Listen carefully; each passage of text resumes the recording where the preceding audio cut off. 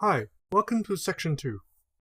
In this section, we're going to tell you how generics can help you reuse high-level concepts like algorithms or data structures in Rust.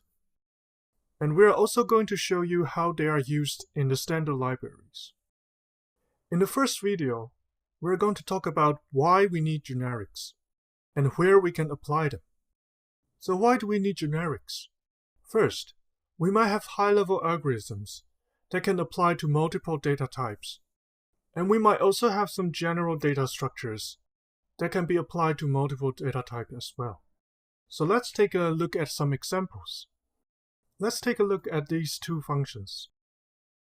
They all try to find the largest number or characters in a list.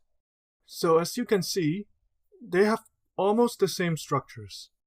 They all iterate through the list and try to find the largest elements in it.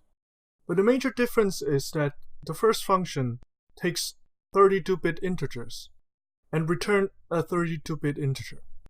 But the second function takes a character and returns a character. So we can also see they're almost used in the same way, and they have the same code.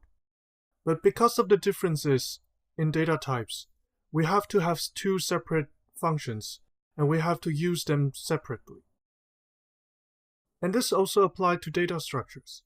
For example, if we have a point that describes a point on a two-dimensional plane, we might want to use integers or floating points to indicate the location of the point.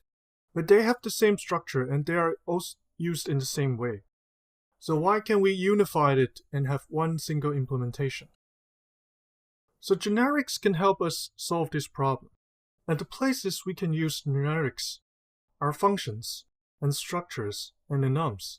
And also we can use them on methods of structures or enums. In the following videos, we're going to talk about each one of them and how the syntax looks like.